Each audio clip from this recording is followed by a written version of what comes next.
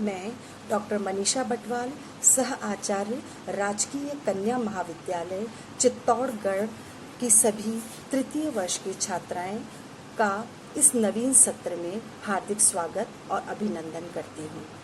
बच्चों, जैसा कि हमने सेकेंड ईयर में 2 सैद्धांतिक और 2 प्रायोगिक विषय का अध्ययन किया था, उसी प्रकार तृतीय वर्ष में भी हम 2 सैद्धांतिक और 2 प्रायोगिक विषय के बारे में अध्ययन करने जा रहे हैं। आशा है आप सभी अपने परिवार के साथ स्वस्थ एवं कुशल होंगे। इसी कामना के साथ हम इस नवीन सत्र का शुभारंभ करते हैं।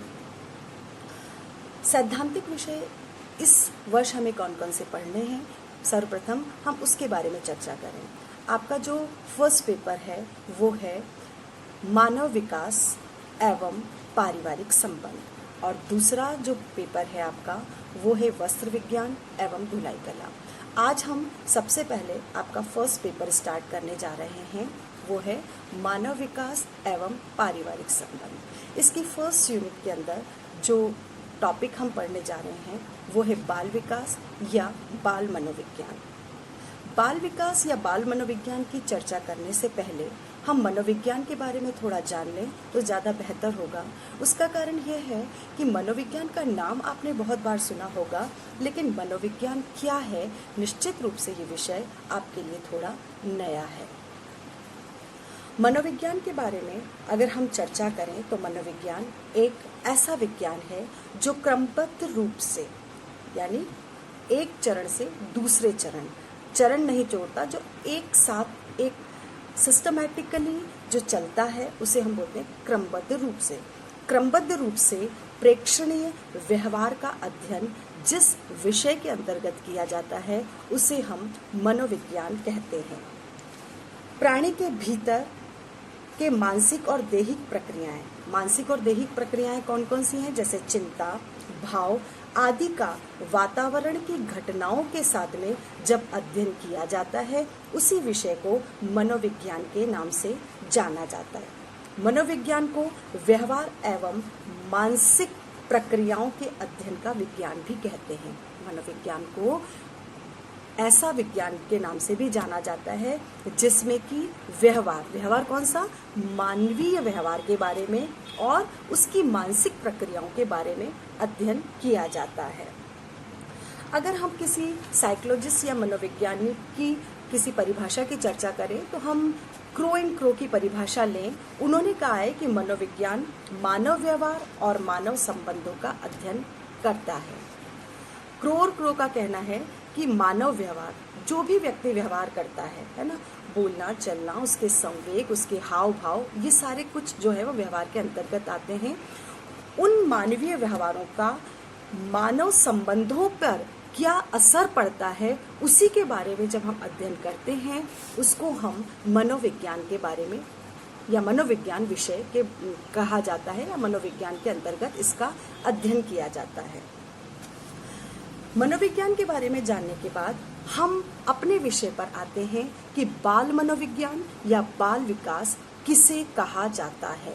बाल मनोविज्ञान या बाल विकास किसे कहा जाता है, तो हम चर्चा करेंगे बाल मनोविज्ञान या बाल विकास के बारे में।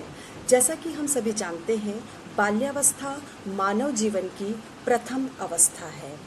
उसके बाद में आगे जैसे जैसे विकास होता है, विकास की अन्य अवस्थाएं आती जाती हैं।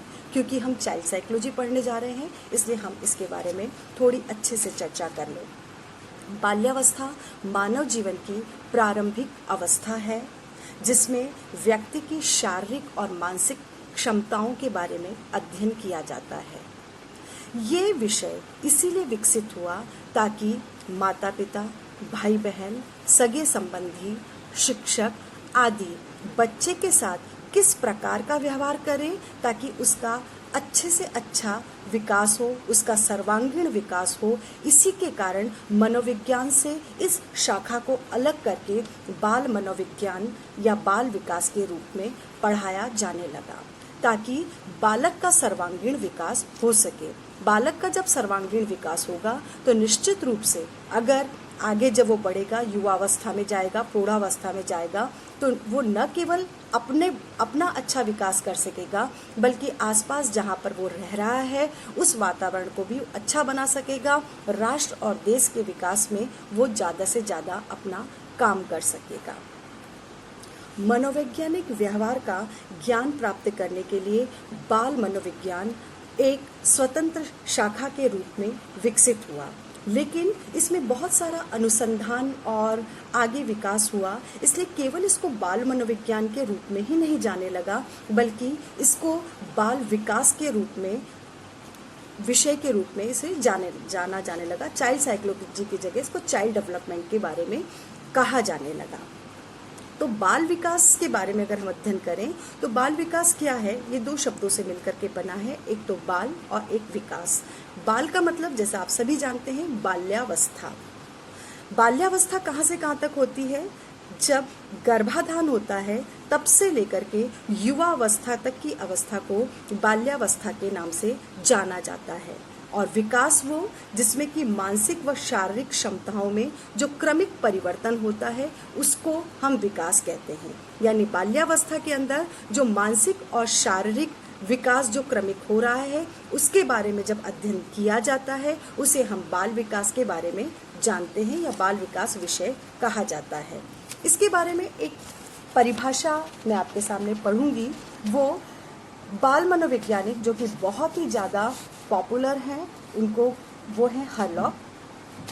हरलॉक ने एक परिभाषा बाल मनोविज्ञान के बारे में दी है। वो कहते हैं, आज बाल विकास के मुख्य रूप से बालक के रूप, व्यवहार, रुचियों एवं लक्ष्यों में होने वाले उन विशिष्ट परिवर्तनों की खोज पर बल दिया जाता है जो उसके एक विकासात्मक अवस्था से दूसरी विकासात्मक अवस्था में पदार्पण करते समय होते हैं। इसके अतिरिक्त बाल विकास यह खोज करने का भी प्रयास करता है कि ये परिवर्तन कब होते हैं, इसके लिए कौन कौन से कारण उत्तरदायित्व हैं और ये व्यक्तिगत तथा सार्वभौमिक होते हैं। देखिए, अगर इस परिभाषा की जो मैंने पढ़ी है उसके बारे में हम एक एक लाइन के बारे में बात करते हैं।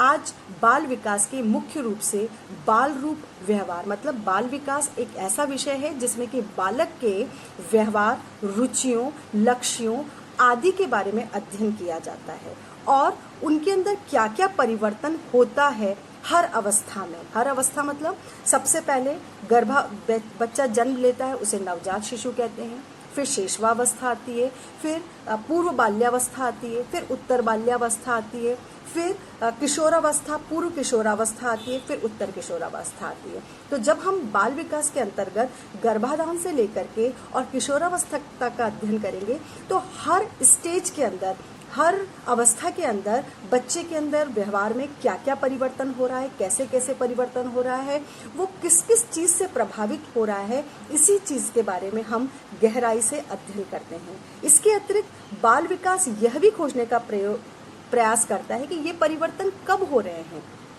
अगर नवजात शिशु में ये परिवर्तन हो रहा है तो किस समय हो रहा है, कैसा हो रहा है, ये एक पर्टिकुलर इसी बच्चे के अंदर हो रहा है या इसको हम यूनिवर्सल या सार्वभौमिक रूप से मान लें कि इस अवस्था में ये बच्चा बोलना सीखेगा, इस अवस्था में चलेगा, इस अवस्था में सामाजिक विकास ऐसा होगा, आदि आदि के बारे में इस विषय के अंदर अध्ययन किया जाता है।